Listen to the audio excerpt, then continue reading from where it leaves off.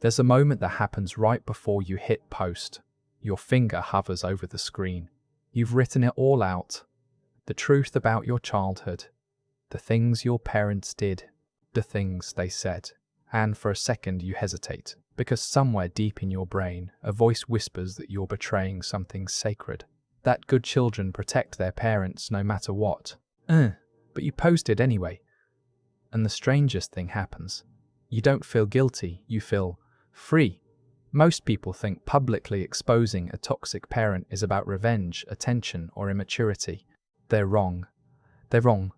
What's actually happening inside your brain in that moment is far more complex and far more intentional than anyone on the outside understands. Let me show you what I mean. Shoot. In 2019, researchers at UCLA studied something called narrative identity reconstruction. They found that when people who experience childhood trauma share their story publicly, something shifts in the prefrontal cortex. The brain stops treating the memory as a threat and starts treating it as information. The amygdala, your fear center, reduces its activation. The hippocampus, which stores memory, begins to reorganize the emotional weight of what happened. In other words, your brain isn't punishing you when you speak, it's healing you. But here's where it gets interesting. The study also found that private journaling didn't create the same effect. Neither did therapy in some cases. The key variable was witness. When someone else hears your story and validates it, your brain registers a completion that silence never provides. You're not exposing your parents for attention. You're exposing them because your nervous system needs proof that what happened was real. Think about how you were raised.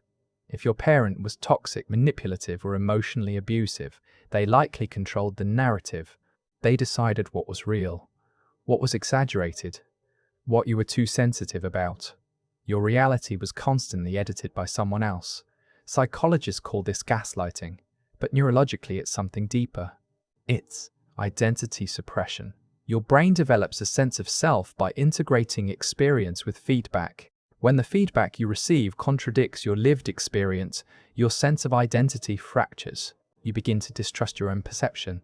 A 2017 study from King's College London found that children raised in invalidating environments show reduced activity in the anterior cingulate cortex, the part of the brain responsible for self-referential thinking. Translation: you lose the ability to know who you are. So, when you publicly expose a toxic parent, you're not just telling a story. You're reclaiming authorship of your own life. You're saying, this is what happened, and I get to define it. Now let's talk about shame, because that's the real reason people don't speak. Not fear of conflict, not even fear of rejection. It's shame. The belief that if you expose your parent, you expose yourself. That people will see you as damaged, weak, or broken. But here's what most people don't realize. Shame only survives in silence. Brené Brown, a research professor at the University of Houston, spent over a decade studying shame and vulnerability. She found that shame depends on secrecy, and it dissolves in the presence of empathy. When you speak your truth and someone responds with understanding instead of judgment, the neural circuits that sustain shame begin to weaken. Thus, your brain releases oxytocin, the bonding hormone. Your cortisol, the stress hormone, drops. And your body, which has been holding that secret like a clenched fist for years, finally exhales. This is why so many people say they feel lighter after posting. It's not metaphorical, it's biochemical. But there's something else happening too. Something tribal. Something tribal. Human beings are wired for belonging. Our ancestors survived because they stayed in groups. Exile meant death. Exile meant I'm hyper-vigilant about being rejected by the tribe. When you grow up with a toxic parent, your first tribe is unsafe. You learn early that love is conditional, that acceptance requires performance, that to belong you must hide. And then one day, you find a different tribe. Online. In a forum.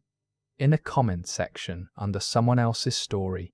And you realize you're not alone, that there are thousands of people who live through the same confusion, the same doubt, the same silent suffering.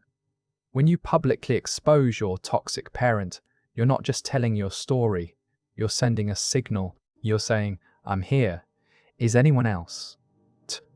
And when else respond when they say me too, something ancient in your brain lights up.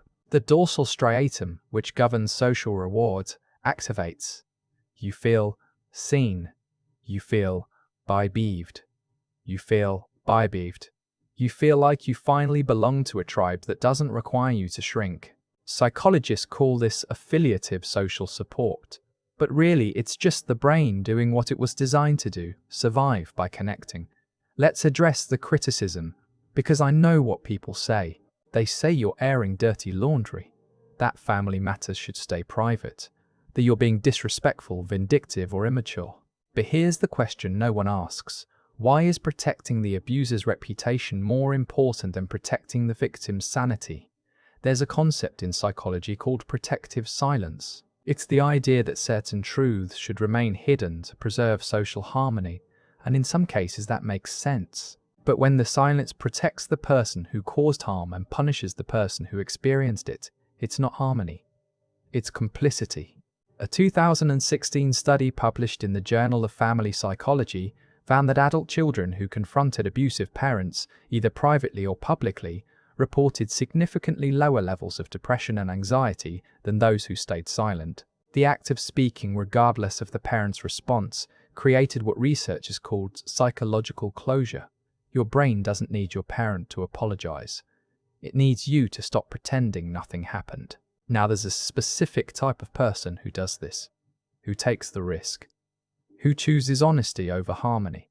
And if you're watching this, there's a good chance you're one of them. You're not like most people.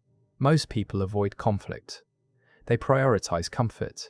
They'd rather keep the peace than tell the truth. But you have something different in your wiring, a refusal to unsee what you've seen, a stubbornness about reality. Psychologists call this high autonomy orientation. It means your brain values authenticity over approval. You'd rather be alone and honest than together and fake.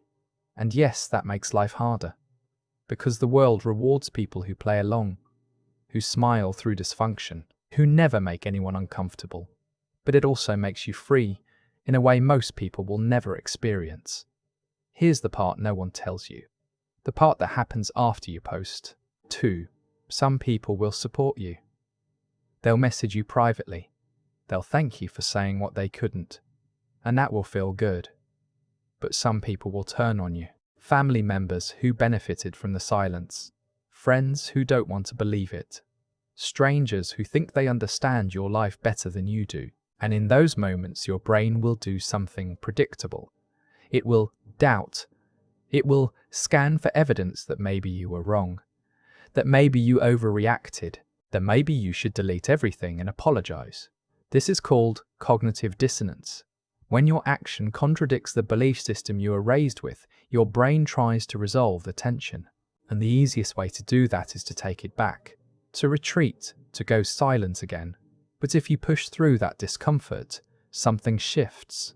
A 2018 study from Stanford University found that people who act in alignment with their values, even when it's socially costly, experience increased activity in the ventromedial prefrontal cortex. That's the part of the brain associated with self-integrity and meaning. In other words, your brain rewards you for being true to yourself, even when the world punishes you for it. Let me tell you what I think is really happening. I think publicly exposing a toxic parent isn't about the parent at all.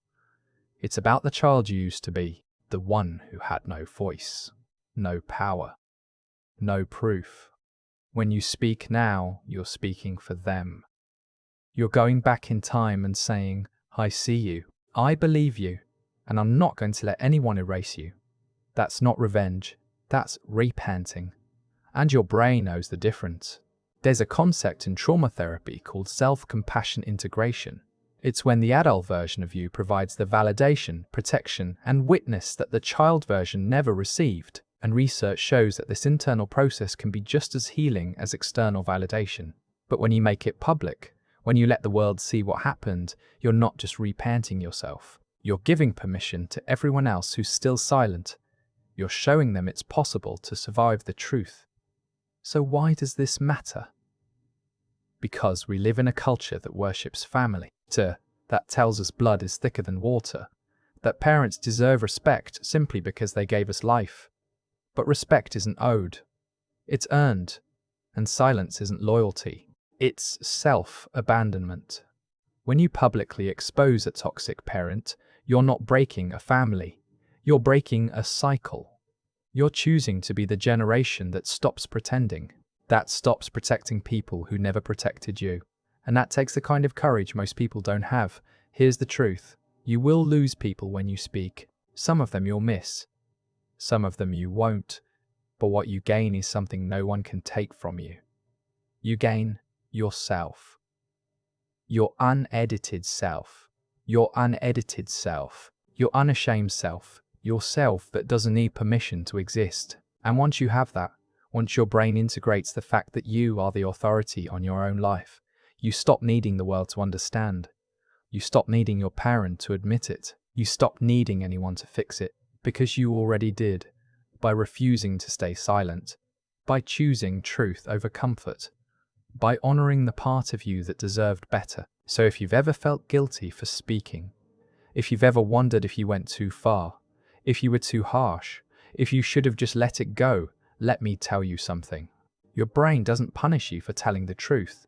It punishes you for abandoning yourself. And the moment you stop doing that, everything changes. If this resonated with you, there's another psychological pattern you need to understand. It's about the people who stay silent their entire lives and what happens inside their brain when they do. The cost is higher than you think. But that's a story for another time.